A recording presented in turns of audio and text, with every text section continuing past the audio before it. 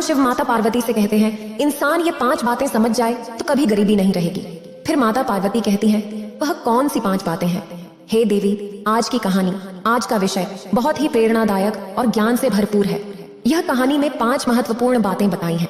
फिर भगवान शिव कहते हैं कि जो भी इंसान इन 5 बातों को अपने दिल में बसा लेता है तो उस इंसान को जीवन में कभी भी गरीबी का सामना नहीं करना पड़ेगा और उसे कभी भी धन की कमी महसूस नहीं होगी।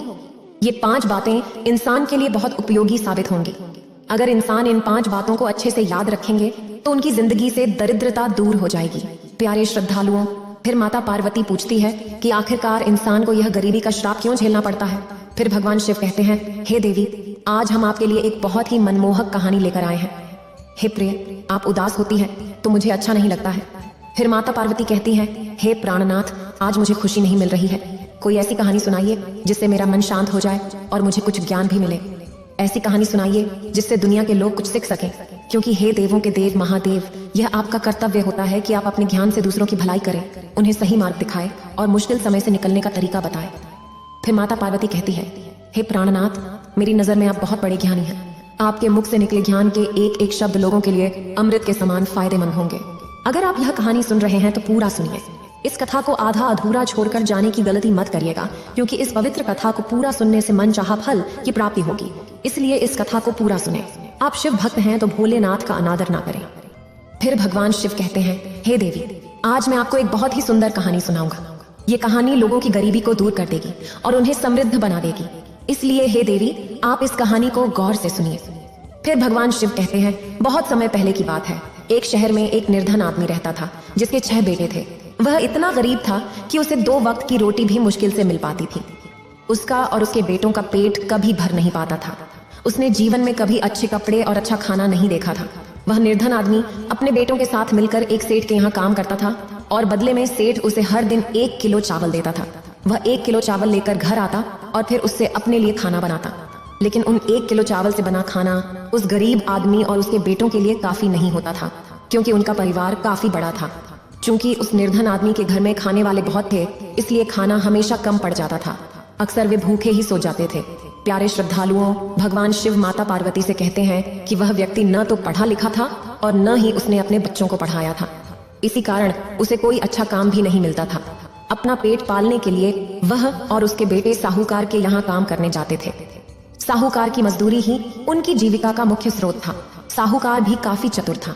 उसे पता था कि ये अनपढ़ लोगों को कोई और काम नहीं देगा और न ही इनके घर की हालत ऐसी है कि ये 1 सप्ताह बिना काम के गुजार सकें। इसीलिए वह काम के बदले में मात्र 1 किलो चावल देकर उन्हें टाल देता था। प्यारे श्रद्धालुओं, फिर भगवान शिव कहते हैं कि दुनिया में आपकी कमजोरियों का फायदा उठाने वाले कई इंसान होते हैं। जिस तरह तालाब में रहने वाले मेंढकों और छोटे जीव जंतुओं को सांप निगल जाते हैं, उसी प्रकार जो लोग विरोध नहीं करते या जो कमजोर होते हैं, उन्हें चतुर और शक्तिशाली लोग अपना शिकार बना लेते हैं। उस तरह उस गरीब आदमी को साहूकार डरा धमका कर अपने वश में रखता था। इस डर के कारण वह व्यक्ति साहूकार के यहाँ जो काम करता था उसे छोड़ नहीं पाता था। पूरे दिन काम करने के बाद भी उसका पेट ठीक से नहीं भरता था। एक दिन शाम के समय वह गरीब आदमी अपने चूल्हे में आग जला रहा था और खाना बनाने की तैयारी कर रहा था। तभी उसने देखा कि पड़ोस में रहने वाली एक बुजुर्ग महिला उसके पास आई और उससे कहने लगी, अरे बेटा, तुम रोज साहूकार के यहाँ काम करके घर आते हो और शाम को आकर अपने लिए खाना बनाते हो, फिर खाते हो और सुबह फिर जल्दी काम पर चले जाते हो। तुम ये क्यों नहीं करते कि अपने 6 बेटों में से बड़े बेटे की शादी कर दो? जब घर में बहू आ जाएगी तो बहुत सारी सुविधाएं हो जाएंगी। वह तुम्हारे लिए खाना बना दिया करेगी, तुम्हारे कपड़े धोकर दिया करेगी। जब आप काम से घर आएंगे तो आपको कोई घरेलू काम नहीं करना पड़ेगा। प्यारे श्रद्धालुओं, फिर भगवान शिव कहते हैं, हे देवी, ध्यान से सुनिए। उस बूढ़ी माँ को पता नहीं था कि उसके बड़े बेटे की शादी पहले ही हो चुकी है। उस गरीब आदमी ने बताया कि बूढ़ी माँ, मेरे बड़े बेटे की शादी हो चुकी है और उसकी पत्नी इस समय अपने मायके में है। फिर बूढ़ी माँ ने कहा, तो तुमने खाना बनाने के लिए अपनी बहू को क्यों नहीं बुलाया? आदमी ने जवाब दिया, बूढ़ी माँ, आप खुद देख रही हैं कि हमारे घर की स्थिति क्या है। न तो बारिश से बचने के लिए छत है और न ही सोने बैठने के लिए चारपाई। बहू को बुलाकर हम उसे कहाँ रखेंगे? हम खुद कहाँ सोएंगे और उसे कहाँ सुलाएंगे? और हमारे पास तो ऐसे कपड़े भी नहीं हैं जिन्हें बिछाकर वह बेचारी रात गुजार सके। यहाँ तो हमारे लिए भी पेट भर खाना नहीं है। बहू आ जाएगी तो उसका खर्च कैसे उठाएंगे? इसलिए हम बहू को बुलाकर नहीं लाते। तब वह बूढ़ी माँ ने पूछा, अरे बेटा, तुम्हारे बेटे की शादी को कितने दिन हो गए हैं? उस गरीब आदमी ने उत्तर दिया, अरे बूढ़ी माँ, मेरे पुत्र की शादी को 2 वर्ष बीत चुके हैं। फिर बूढ़ी माँ ने पूछा, जब 2 वर्ष हो गए हैं तो क्या इस दौरान तुम्हारी बहू एक बार भी तुम्हारे घर नहीं आई? गरीब आदमी ने कहा, हाँ बूढ़ी माँ, वह अभी तक हमारे घर नहीं आई क्योंकि हमने उसे बुलाया ही नहीं। फिर बूढ़ी माँ ने कहा, बेटा तुम कब तक इस परेशानी में रहोगे? अपनी बहू को घर बुला लो। उस व्यक्ति ने जवाब दिया, बूढ़ी माँ क्षमा करें, हमारे पुत्र के पास पहनने के लिए अच्छे कपड़े भी नहीं हैं जिससे वह ससुराल जाकर बहू को ला सके। तब बूढ़ी माँ ने कहा, अगर ऐसा है तो चिंता मत करो, मेरे घर से मेरे बेटे के कपड़े ले जाओ और अपने बेटे को पहनाकर उसे बहू को बुलाने भेज दो। प्यारे श्रद्धालुओं, फिर भगवान शिव माता पार्वती से कहते हैं कि वह बूढ़ी माँ उस गरीब आदमी को अपने साथ अपने घर ले गई और अपने बेटे के कपड़े निकाल कर लाई और कहा, ये कपड़े तुम ले जाओ और अपने बेटे को पहना दो। अपने बेटे से कहो कि वो ससुराल जाकर अपनी पत्नी को ले आए। प्यारे श्रद्धालुओं, जब वह गरीब आदमी नए कपड़े लेकर घर पहुंचता है और अपने बड़े बेटे को बुलाता है तो उससे कहता है कि बेटा ये कपड़े पहनकर तुम ससुराल चले जाओ और अपनी पत्नी को यहाँ ले आओ। उन कपड़ों में सज धज कर वह बेटा ससुराल पहुंचता है, जहाँ उसके ससुराल वाले उसका बहुत सत्कार करते हैं और वह 3 दिन तक वहाँ रुकता है। फिर वह अपनी पत्नी को लेकर घर की ओर चल पड़ता है। प्यारे श्रद्धालुओं, जैसे ही वह अपने गांव के पास पहुंचता है उसे ख्याल आता है कि उसके घर में तो टूटी चारपाई है और ठीक से व्यवस्था भी नहीं है जिस पर वह अपनी पत्नी को बिठा सके। अगर इस समय उसकी पत्नी घर जाएगी तो उसे शर्मिंदगी महसूस होगी, इसलिए उसने सोचा कि वह अपनी पत्नी को पड़ोस की बूढ़ी माँ के घर पर ही ठहरा देगा। यह सोचकर वह अपनी पत्नी को लेकर उस बूढ़ी महिला के घर जाता है और वहीं पर उसे ठहरा देता है। इसके बाद वह लड़का अपने घर लौट आता है।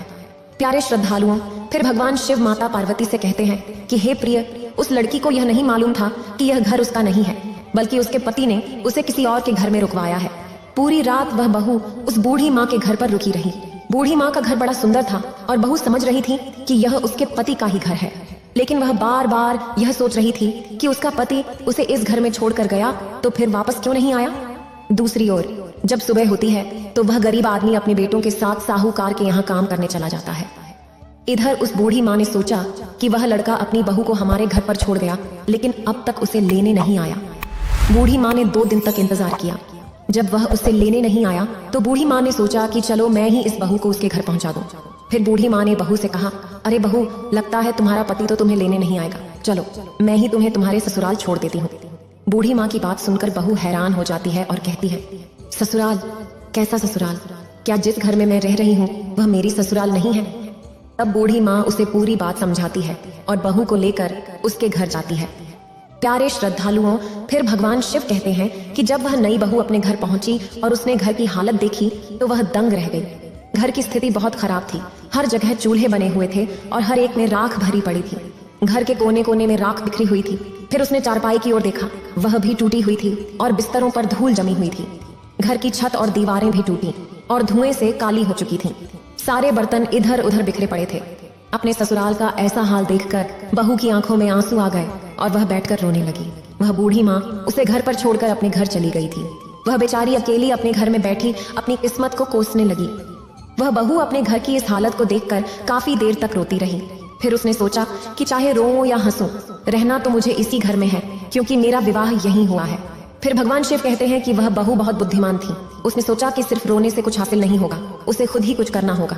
इसलिए उस बहू ने अपनी साड़ी का पल्ला कमर में बांधा और घर की स्थिति सुधारने में जुट गई। फिर भगवान शिव कहते हैं कि बुद्धिमान लोग मुश्किल समय में भी नहीं घबराते, बल्कि अपनी बुद्धि का इस्तेमाल करके परिस्थितियों को अपने अनुकूल बना लेते हैं। वह बहू उठी और घर में बने सभी चूल्हों को एक एक करके तोड़ दिया, सिर्फ एक चूल्हा छोड़कर।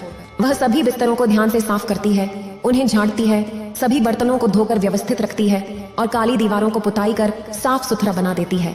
इस प्रकार सफाई कर उसने अपने घर का रूप ही बदल दिया। प्यारे श्रद्धालुओं, फिर भगवान शिव माता पार्वती कहते हैं, हे प्रिय, इसीलिए स्त्री को घर की लक्ष्मी कहा जाता है। एक गृहिणी के बिना लकड़ी, ईंट और पत्थरों से बना घर घर नहीं कहलाता। स्त्री ही घर की शोभा होती है। फिर माता पार्वती कहती है, हे प्राणनाथ, ये कहानी मुझे बहुत भा रही है, आगे क्या होता है? तब फिर भगवान शिव कहते हैं, हे प्रिय, वह बहू उस टूटे फूटे और नर्क जैसे घर को साफ सुथरा बना देती है और काम करते करते शाम हो जाती है। वह अपने पति के आने की प्रतीक्षा करती है। बहुत अंधेरा हो चुका था, लेकिन उसका पति अभी तक अपने भाइयों और पिता के साथ घर नहीं लौटा था। इसलिए वह बहुत चिंतित होने लगती है और सोचती है कि वह घर में अकेली है और उसका पति अभी तक नहीं आया है। उसे डर है कि कोई बुरा व्यक्ति उसके घर में न घुस आए। उसके मन में ऐसी चिंताएं चल रही थीं। प्यारे श्रद्धालुओं, तब तक वह क्या देखती है कि उसका ससुर अपने बेटों के साथ घर के अंदर आता है। जब वह घर के अंदर का दृश्य देखता है तो हैरान रह जाता है। उसे दिखता है कि घर की सूरत ही बदल चुकी है। वह अपनी बहू से जाकर सवाल करता है, बहू, ये तुमने कैसे कर दिया? हमारे घर में इतने चूल्हे थे, तुमने उन्हें क्यों तोड़ दिया? तब बहू जवाब देती है, पिताजी क्षमा करें, अब से इस घर में सिर्फ एक ही चूल्हा चलेगा और मैं सबके लिए खाना बनाऊंगी। अब किसी को अलग चूल्हे पर हाथ जलाने की जरूरत नहीं है। बहू की इस समझदारी भरी बात को सुनकर उसका ससुर और देवर बहुत खुश होते हैं। फिर वे 1 किलो चावल जो साहूकार ने दिए थे उसने अपनी बहू को दे दिए। बहू ने उनसे खाना बनाया और सबको परोसा, पर वह खाना से किसी का पेट नहीं भर पाया। 2 दिन तक बहू ने इसी तरह से उन्हें खाना दिया, पर वह पर्याप्त नहीं था। तीसरे दिन बहू ने अपने ससुर से कहा, पिताजी, आप रोज साहूकार के यहाँ काम करते हैं और वह आपको रोज 1 किलो चावल देता है, लेकिन इन 1 किलो चावल से हमारा गुजारा नहीं हो पा रहा है।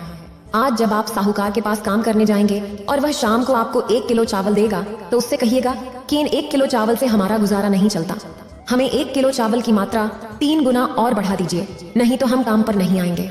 बहू की बात सुनकर वह गरीब व्यक्ति कहता है, अरे बहू, तुम नहीं जानती, वह साहूकार बहुत ही कंजूस और निर्दयी है।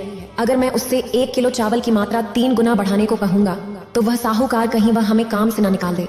इसी डर से मैं उससे यह बात कहने की हिम्मत नहीं जुटा पा रहा हूँ। फिर बहू ने उत्तर दिया, पिताजी, आप चिंता न करें, आप एक बार उससे यह बात तो कहकर देखिए, क्योंकि कई बार हम अपनी कमजोरियों की वजह से खुद को मिलने वाले फायदे से वंचित कर लेते हैं। अक्सर हम अपने दिमाग से दूसरों के दिमाग की सोच बना लेते हैं और उन्हीं सोचों में उलझकर हम डरते रहते हैं और उसी डर की वजह से खुद को मिलने वाले लाभ से वंचित कर देते हैं। बहू ने समझाया, देखिए, आप ये बात साहूकार से जरूर कहिए, वह आपको कुछ नहीं कहेगा। अगले दिन वह गरीब आदमी अपनी बहू के कहने पर साहूकार के पास काम पर जाता है। पूरे दिन काम करता है और शाम को जब साहूकार उसे 1 किलो चावल देता है तो वह आदमी कहता है, साहूकार जी, आप जो 1 किलो चावल मुझे दे रहे हैं उनसे हमारा गुजारा नहीं हो पाता है, क्योंकि हमारा परिवार बड़ा है और अब हमारी नई बहू भी आ गई है। मुझे अब चावल की मात्रा 3 गुना बढ़ा कर दीजिए। प्यारे श्रद्धालुओं, फिर भगवान शिव कहते हैं कि उस व्यक्ति की बात सुनकर साहूकार ने चावल की मात्रा 3 गुना बढ़ा दी। उस चावल को लेकर वह गरीब आदमी खुशी खुशी घर लौट आया। फिर उसकी बहू ने उस चावल को पीसकर सबके लिए भोजन तैयार किया और उस दिन सबका पेट भर गया। यह सिलसिला कुछ दिनों तक चलता रहा।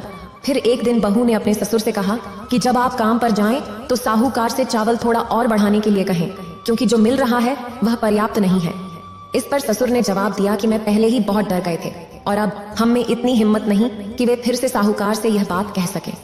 तब बहू ने समझाया कि आप डरे नहीं, साहूकार आपको काम से नहीं निकालेगा, बेफिक्र होकर जाइए और उससे चावल बढ़ाने की बात कहिए, वह जरूर मान जाएगा। प्यारे श्रद्धालुओं, फिर भगवान शिव माता पार्वती से कहते हैं, हे प्रिय, अब वह गरीब व्यक्ति अपने बेटों के साथ साहूकार के यहाँ काम करने जाता है और दिन भर मेहनत करता है। शाम को जब साहूकार उसे 3 गुना चावल देता है तो वह गरीब आदमी हाथ जोड़कर विनती करता है, साहूकार जी, कृपया चावल की मात्रा थोड़ी और बढ़ा दीजिए, इतने में हमारा गुजारा नहीं होता। गरीब आदमी की बात सुनकर साहूकार ने चावल की मात्रा 3 गुना और बढ़ा दी। अब वे सभी लोग खुशी खुशी घर लौट आए। प्यारे श्रद्धालुओं, इस तरह उस घर की बहू ने रोजाना 3 किलो चावल बचाकर रख लिया और धीरे धीरे काफी चावल जमा कर लिया। एक दिन उसने अपने ससुर से कहा, पिताजी, अगर आप इसी तरह मजदूरी करते रहे तो हम जीवन में कुछ नहीं कर पाएंगे। उन्नति के लिए मनुष्य को अपनी सोच बदलनी चाहिए। जो अपनी सोच को कुएं के मेंढक की तरह सीमित रखता है वह कभी तरक्की नहीं कर पाता और उसका जीवन गुलामी में ही बीत जाता है। छोटी सोच व्यक्ति को गरीबी के दलदल से बाहर नहीं आने देती। जब इंसान बड़ा सोचता है तभी वह बड़ा बन पाता है। समय के साथ इंसान को भी बदलते रहना चाहिए। प्यारे श्रद्धालुओं, फिर भगवान शिव माता पार्वती से कहते हैं, हे प्रिय, आगे की कहानी में गरीब व्यक्ति की बहू ने उससे कहा, पिताजी, आप खुद का व्यापार क्यों नहीं शुरू करते? जब हम अपना काम करेंगे तो हमें ज्यादा लाभ होगा। उसकी बात सुनकर वह बोला, ओह बहू, तुम क्या कह रही हो? हमारे पास तो कुछ भी नहीं है, हम अपना काम कैसे कर सकते हैं? तब बहू ने कहा, पिताजी, जो चावल आप लाते थे मैंने उसमें से कुछ बचा कर रख लिया है। अब हमारे पास पर्याप्त चावल है, आप इसे बाजार में बेच दीजिए और एक छोटी दुकान खोल लीजिए। जब हमारा अपना काम होगा तो हमें अच्छा लाभ होगा। गरीब आदमी ने कहा, तुम्हारी बात सही है, लेकिन अगर साहूकार को पता चल गया तो वह हमें छोड़ेगा नहीं। बहू ने जवाब दिया, पिताजी, आप साहूकार के गुलाम नहीं हैं, हमें अपनी मर्जी से काम करने का हक है। प्यारे श्रद्धालुओं, फिर भगवान शिव माता पार्वती से कहते हैं कि उस गरीब आदमी ने अपनी बहू के सुझाव पर अमल किया। इस प्रकार उस दिन के बाद से उन्होंने साहूकार के यहाँ काम करना बंद कर दिया। फिर उन्होंने बाजार में एक दुकान देखी, चावल बेचा और एक किसान के रूप में अपनी खुद की दुकान खोली। धीरे धीरे उनकी दुकान अच्छी चलने लगी। और उनका गुजारा भी बेहतर हो गया। शाम को जब वे दुकान से घर लौटते और परिवार के साथ प्रेम पूर्वक भोजन करते, एक दिन बहू ने उनसे कुछ कहा, पिताजी जब भी आप घर आएं कुछ न कुछ साथ लेकर आएं। अगर कुछ न मिले तो रास्ते में जो भी मिले उसे उठा लाएं। इससे घर में धन की बढ़ोतरी होती है और घर जोड़ने की आदत बनती है। आज से जब भी आप घर आएंगे खाली हाथ नहीं आएंगे। ससुर ने जवाब दिया, ठीक है बहू, हम आज से यही करेंगे। अगले दिन वह गरीब आदमी अपनी दुकान पर पहुंचा और अपने सभी बेटों के साथ पूरा दिन वहां बिताया। शाम को जब भी वह घर लौटता वह हमेशा कुछ न कुछ साथ लेकर आता, चाहे वह रास्ते में पड़ा एक कागज ही क्यों ना हो। बहू उसे संभाल कर कोने में रख देती थी। प्यारे श्रद्धालुओं, फिर भगवान शिव कहते हैं कि हे प्रिय, आगे की बातें ध्यान से सुनते रहिए। आगे की कहानी बहुत रोचक है। ऐसे ही कुछ दिन बीत गए। एक दिन क्या हुआ, जब वह आदमी दुकान से वापस आ रहा था तो उसे घर ले जाने के लिए कुछ नहीं मिला। वह सोचने लगा कि अगर मैं खाली हाथ घर जाऊंगा तो बहू क्या कहेगी, वह तो नाराज हो जाएगी। प्यारे श्रद्धालुओं, फिर उसने देखा कि रास्ते में एक मृत सांप पड़ा है।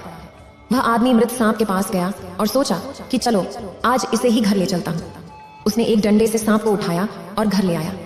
जब उसकी बहू ने देखा कि ससुर ने मृत सांप को घर में लाया है तो उसने पूछा, अरे पिताजी आप यह क्या ले आए हैं? ये तो सांप है, ये घर में लाने की चीज नहीं है। ससुर ने जवाब दिया, बहू तुमने ही तो कहा था कि हमेशा कुछ न कुछ लेकर आया करो, खाली हाथ मत आया करो। आज मुझे कुछ नहीं मिला, सिर्फ ये मृत सांप मिला तो मैं इसे ले आया। इसमें मेरी क्या गलती है? बहू ने कहा, कोई बात नहीं, इसे छत पर फेंक दीजिए। प्यारे श्रद्धालुओं, बहू ने सांप को छत पर फेंकवा दिया। फिर भगवान शिव माता पार्वती कहते हैं, प्रिय इधर क्या हुआ कि एक दिन उसी शहर के राजा की रानी का एक कीमती हार एक चील उठा ले गई और आसमान में उड़ने लगी। वह चील उस हार को लेकर उस बहू के घर की छत के ऊपर से गुजरी। चील ने छत पर पड़े मृत सांप को देखा तो चील ने जो कीमती हार लेकर आई थी उसे छत पर ही छोड़ दिया और मृत सांप को उठा कर ले गई। प्यारे श्रद्धालुओं, जब अगले दिन वह बहू अपने वस्त्र सुखाने के लिए छत पर गई तो उसकी नजरें एक हार पर पड़ी। वह हार उठाकर ले आई और उसे देखकर बहुत खुश हुई क्योंकि वह एक कीमती हीरे का हार था। उसने उस हार को अपने संदूक में छिपा दिया। प्यारे श्रद्धालुओं, इस बीच पूरे शहर में यह खबर फैल गई कि एक चील रानी का हार लेकर उड़ गई है। राजा ने राज्य में घोषणा करवाई और अपने सैनिकों को चारों ओर भेजा कि पता लगाएं कि वह चील हार को कहां ले गई है।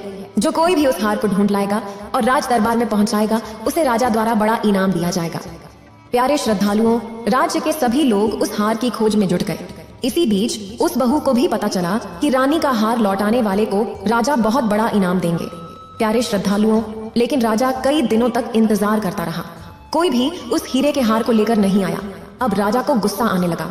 उसने अपने सैनिकों और मंत्रियों से कहा कि राज्य में यह खबर फैला दो कि हार अभी तक नहीं मिला है।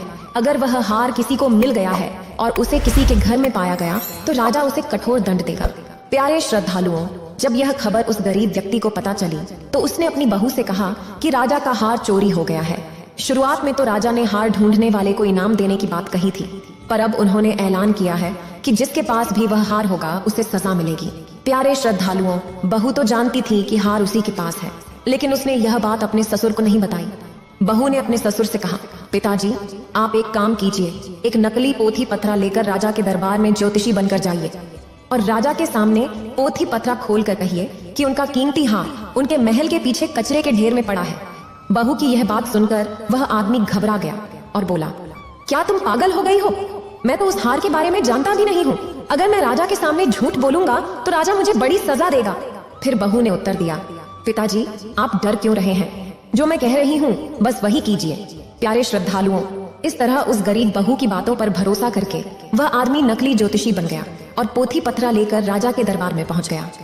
उसने राजा से कहा, महाराज मैं एक बहुत ही विद्वान ज्योतिषी हूँ। मैंने आपके हार का पता लगा लिया है। वह आपके महल के पीछे कूड़े में पड़ा है। राजा ने जब उसकी बातें सुनी तो उन्होंने अपने सिपाहियों को बुलाया और कहा कि जाकर महल के पीछे के कूड़े में से हार को ढूंढें। प्यारे श्रद्धालुओं, फिर भगवान शिव माता पार्वती से कहते हैं, हे प्रिय, राजा के सैनिक आने से पहले ही बहू ने राजमहल के पीछे जाकर हार को कूड़े में फेंक दिया और फिर वह चुपचाप अपने घर वापस चली गई। उधर जब राजा के सैनिक उस हार को खोजने महल के पीछे गए तो उन्हें वह हार मिल गया और उन्होंने उसे राजा को सौंप दिया। राजा उस गरीब व्यक्ति से बहुत प्रसन्न हुआ और बोला, तुमने हमारा हार ढूंढ निकाला, इसलिए तुम हमसे जो चाहो मांग लो। प्यारे श्रद्धालुओं, तब वह व्यक्ति बोला, हे राजन, कृपया मुझे क्षमा करें। मैं अपने घर जाकर अपनी बहू और बच्चों से सलाह करके ही आपसे कुछ मांगूंगा। राजा ने कहा, ठीक है, जाओ और अपने परिवार से सलाह लेकर आओ। अब वह गरीब व्यक्ति अपनी बहू के पास गया और बोला कि राजा उससे इनाम मांगने को कह रहा है, मैं क्या मांगू? फिर बहू ने कहा, पिताजी आप जाकर पहले राजा से वचन ले लीजिए, फिर उसके बाद में जब वह वचन दे दे तब उससे मांगिए कि महाराज इस बार दिवाली पर किसी के भी घर में दिया न जले, राज्य का कोई भी व्यक्ति अपने घर में दिया न जलाए। प्यारे श्रद्धालुओं, बहू की बात सुनकर वह गरीब आदमी डर गया और बोला, बहू ये तुम क्या कह रही हो? राजा तो मुझे फांसी पर लटका देगा। बहू ने कहा, पिताजी आप घबराइए नहीं, जो मैं कह रही हूँ वही कीजिए। बहू के बार बार आग्रह करने पर वह गरीब आदमी राजा के पास गया और बोला, राजन पहले आप वचन दीजिए, तभी मैं आपसे कुछ मांगूंगा। अगर आप वचन नहीं देंगे तो मैं कुछ भी नहीं मांगूंगा। प्यारे श्रद्धालुओं, राजा ने प्रतिज्ञा की और घोषणा की कि जो भी आप मांगेंगे हम वही आपको प्रदान करेंगे। उस व्यक्ति ने राजा से वही कहा जो उसकी बहू ने उसे बताया था। उसने कहा कि इस वर्ष दिवाली आ रही है और हमारी आपसे यह इच्छा है कि इस दिवाली पर राज्य का कोई भी निवासी अपने घर में दीपक न जलाए। पूरे नगर में अंधकार होना चाहिए और दीपक केवल हमारे घर में ही जलना चाहिए। गरीब आदमी की बात सुनकर राजा क्रोधित हो गए और बोले, क्या तुम्हारा दिमाग खराब हो गया है? मैं कैसे पूरे राज्य को अंधेरे में डुबो दूं? गरीब आदमी ने कहा, महाराज क्रोध क्यों करते हो? अगर आप नहीं देना चाहते तो मना कर दीजिए। प्यारे श्रद्धालुओं, बहुत विचार विमर्श के बाद राजा ने कहा, ठीक है, हमने वचन दिया है तो हम उसे निभाएंगे। राजा ने नगर में घोषणा करवा दी कि इस दिवाली पर कोई भी दीपक नहीं जलाएगा, केवल उस व्यक्ति के घर में ही दीपक जलेगा। प्यारे श्रद्धालुओं, जब धनतेरस आई तो किसी के भी घर में दीपक नहीं जला, सिवाय उसी व्यक्ति के घर में जहां उसकी बहू ने दीपक जलाया। जब शाम को माता लक्ष्मी रिद्धि सिद्धि के साथ उसी नगर में आई तो उन्होंने देखा कि पूरे नगर में अंधेरा छाया हुआ है। माता लक्ष्मी ने रिद्धि सिद्धि से पूछा, यह क्या बात है? तब रिद्धि सिद्धि ने माता लक्ष्मी को पूरी कहानी बताई। प्यारे श्रद्धालुओं, आप तो जानते ही हैं कि माता लक्ष्मी वहीं ठहरती हैं जहां प्रकाश होता है, प्रेम होता है, झगड़े नहीं होते, शांति होती है और उजाला होता है। अब लक्ष्मी रिद्धि सिद्धि के साथ पूरे राज्य में प्रकाश की खोज में निकल पड़ती हैं। प्रकाश को ढूंढने ढूंढते जब माता लक्ष्मी आगे को बढ़ी तो वह क्या देखती है कि उसी गरीब आदमी के घर में घी का दीपक जल रहा था और उसके घर वाले सब सो रहे थे। इधर माता लक्ष्मी उस गरीब के घर में जाकर बैठ जाती है और उसके घर पर अपनी कृपा बरसा डालती है। उसकी छोटी सी झोपड़ी को महल में बदल देती है और उसके घर को धन दौलत से भर देती है। प्यारे श्रद्धालुओं, सुबह जब उस बहू की आंख खुलती है तो उसने देखा कि उसका घर तो एक भव्य महल के रूप में बदल चुका है। उसने अपने पति और देवर को जगाया तो सब लोग यह देखकर बड़े प्रसन्न होते हैं। उनकी आंखों में खुशी के आंसू छलक आते हैं। प्यारे श्रद्धालुओं, इधर जब दिवाली समाप्त हो जाती है तो बहू ने अपने ससुर से कहा, पिताजी आप राजा के पास चले जाइए, पूरे राज्य में दीपक न जलने के कारण राजा बड़ा गुस्से में होगा। राजा से कहना कि हमारे राज्य पर बहुत बड़ी विपत्ति आने वाली थी, सो अंधेरा होने के कारण वो विपत्ति टल गई। प्यारे श्रद्धालुओं, गरीब आदमी ने वही किया। वह राजा के दरबार में गया। उस समय राजा बड़े ही क्रोध में बैठा था। गरीब आदमी ज्योतिषी के भेष में हाथ जोड़कर कहने लगा, महाराज हमें माफ करना, इन 3 दिनों में जो अंधेरा इस राज्य में रखवाया गया था, किसी के घर में दीपक नहीं जलवाया था। इसकी वजह यह थी कि आपके राज्य पर एक बहुत बड़ी आपदा आने वाली थी। वह आपदा अंधेरे के कारण नहीं आ सकी, यानी कि वह संकट टल गया है। अब आप सभी हम पर गुस्सा ना हो प्यारे श्रद्धालुओं। यह सुनकर राजा बहुत खुश हुआ। फिर उस राजा ने उस गरीब आदमी को ढेर सारा इनाम दिया। प्यारे श्रद्धालु, फिर भगवान शिव माता पार्वती से कहते हैं कि हे प्रिय, एक बुद्धिमान बहू की चालाकी से उनकी गरीबी धन में बदल गई।